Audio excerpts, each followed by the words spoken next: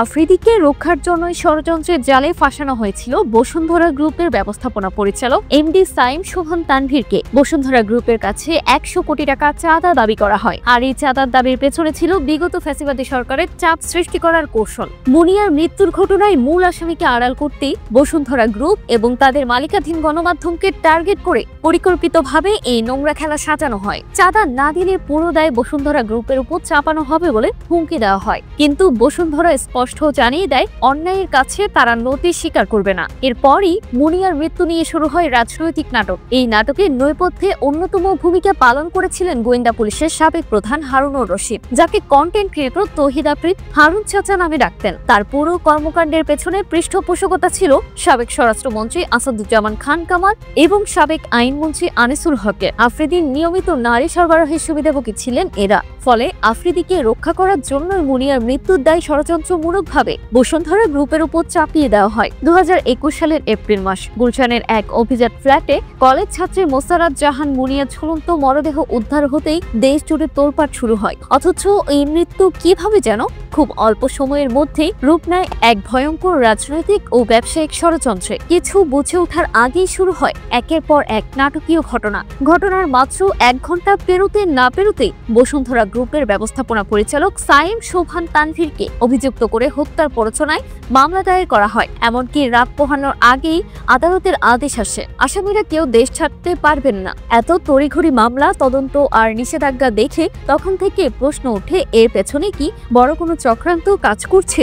পরে একে একে বের হয়ে আসা তথ্যগুলো সেই সন্দেহকে আরো জোরালো করে। স্পষ্ট হয় মুনিয়ার মৃত্যুকে পরিকল্পিতভাবে ব্যবহার করে বসুন্ধরা গ্রুপের উপর ভয়ঙ্কর চাপ তৈরি করা হয়েছিল। 100 কোটি টাকা চাঁদা দাবি করা হয়েছিল, সরাসরি হুমকি দেওয়া হয়েছিল যদি টাকা না দেওয়া হয় তাহলে মুনিয়ার মৃত্যুর সম্পূর্ণ দায় বসুন্ধরার ঘাড়ে চাপানো হবে, আর মামলা ও মিডিয়া দিয়ে প্রতিষ্ঠানকে ধ্বংস করার চেষ্টা চলবে। কিন্তু বসুন্ধরা কোনো অন্যায় বা চাঁদাবাজির কাছে মাথা নত করেনি, বরং তারা জানিয়ে দেয় সত্যের কাছে তারা সব সময় দায়বদ্ধ, কিন্তু অন্যায়ের কাছে নয়। এখান থেকে শুরু হয় বসুন্ধরাকে টার্গেট করার চূড়ান্ত অপারেশন। এই নাটকের পেছনে যারা ছিলেন তাদের নাম একে একে সামনে আসতে শুরু করে। মূল কারিগর হিসেবে উঠে আসে গোয়েন্দা পুলিশের তৎকালীন প্রধান হারুনুর রশিদের নাম। তার সাথে সম্পৃক্ত ছিলেন সাবেক স্বরাষ্ট্রমন্ত্রী আসাদুজ্জামান খান কামাল এবং সাবেক আইনমন্ত্রী আনিসুল হক। এই ত্রয়ী একে অপরের সঙ্গে ঘনিষ্ঠ সম্পর্ক এবং তাদের জন্য নানা ব্যক্তিগত সুবিধা ম্যানেজ করতেন ইউটিউবার ও সোশ্যাল মিডিয়ার ব্যক্তিত্ব তৌহিদ আফ্রিদ। বলা হচ্ছে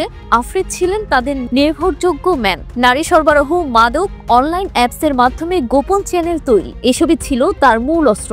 তৌহিদ আফ্রিদ এবং মুনিয়ার মধ্যে ঘনিষ্ঠ সম্পর্কের বিষয়টি তদন্তে উঠে আসে, যেটা শুরু হয়েছিল স্ট্রিম কার নামের একটি অ্যাপ ব্যবহার করে। এই অ্যাপ ব্যবহার করে আফ্রিদি তৈরি করেছিলেন এক ধরনের নারী মডেল ইনফ্লুয়েন্সার নেটওয়ার্ক, যা ছিল মূলত প্রভাবশালী ব্যক্তিদের সার্ভিস দেওয়ার জন্য। অনলাইন জুয়া, মাদক, ডেটিং সব মিলিয়ে এই অ্যাপের পেছনে ছিল একটি গোপন ব্যবসা, যার মাধ্যমে আফ্রিদি নানা মহলে ক্ষমতা ও সুরক্ষা কিনে নিয়েছিলেন। মুনিয়ার মৃত্যুর পর পুরো ঘটনাটিকে এত দ্রুত সাজানো হয়েছিল যে সেটা স্বাভাবিক তদন্ত প্রক্রিয়ার সঙ্গে মেলে না। গুলশান বিভাগের তৎকালীন ডিসি সুদীপ কুমার নিজে উপস্থিত থেকে মামলা করান এবং কাকতালীয়ভাবে কিছুদিনের মধ্যেই পুরস্কার হিসেবে তার পদোন্নতি হয়। তদন্তে মুনিয়ার ফোন, বার্তা, ভিডিও এসবের দিকে পুরোপুরি উপেক্ষা করা হয়, বরং পুরো মনোযোগ দেওয়া হয় বসুন্ধরা গ্রুপকে কেন্দ্র করে কাহিনী সাজাতে। কিন্তু শেষ পর্যন্ত সূত্র চাপা থাকেনি। এর দীর্ঘ তদন্তে স্পষ্টভাবে উঠে এসে মুনিয়া আত্মহত্যা করেছেন এবং এর পেছনে বসুন্ধরার কারো কোনো সম্পৃক্ততা নেই। আদালত সাইম শোভন তানভীরকে মামলার দায় থেকে অব্যাহতি দেন, এমনকি বাদী পক্ষের আপিলও খারিজ করে দেন বিচারক। এরপর আবার নতুন নাটক শুরু হয়। আত্মহত্যার মামলা খারিজ হতে আবার ধর্ষণ ও হত্যার অভিযোগ এনে আরেকটি মামলা করা হয়, যাতে বসুন্ধরার চেয়ারম্যান, এমপি, তার স্ত্রী পরিবারের আরো সদস্যদের আসামি করা হয়। মামলায় এমনকি 2 জনকে গ্রেপ্তারও করা হয়। তবে সেটা তদন্তেও শেষ পর্যন্ত প্রমাণ মেলে এই অভিযোগ ভিত্তিহীন। তদন্তে দেখা যায় এই মৃত্যুর পেছনে কোনো ধর্ষণ বা হত্যা নয়, এটি ছিল একান্তই আত্মহত্যা। আদালতে দাখিল করা হয় চূড়ান্ত প্রতিবেদন, সব আসামিকে অব্যাহতি দেওয়া হয়। সবচেয়ে গুরুত্বপূর্ণ বিষয় হলো তৌহিদ আফ্রিদির গ্রেপ্তারের পর একের পর এক চাঞ্চল্যকর তথ্য বের হতে থাকে। তার বাসা থেকে উদ্ধার করা হয় মোবাইল, একাধিক ডিভাইস। ফরেনসিক তদন্তে এসব ডিভাইস থেকে আরো গুরুত্বপূর্ণ তথ্য পাওয়া যাবে বলে ধারণা করছে সিআইডি। এর মধ্যে রয়েছে মুনিয়ার সঙ্গে তার সম্পর্কের বিস্তারিত, মডেল সরবরাহের ভিডিও, ছবি এবং মাদক লেনদেন সংক্রান্ত বহু তথ্য। এই গোটা ঘটনার পেছনে এখন যে চরিত্রটি উঠে আসছে তা ভয়ঙ্কর। একটি তরুণীর মৃত্যু, যেটি ব্যক্তিগত ট্র্যাজেডি ছিল, সেটিকে উদ্দেশ্যমূলকভাবে রাজনৈতিক ও ব্যবসায়িক চাঁদাবাজির অস্ত্র বানানো হয়েছিল।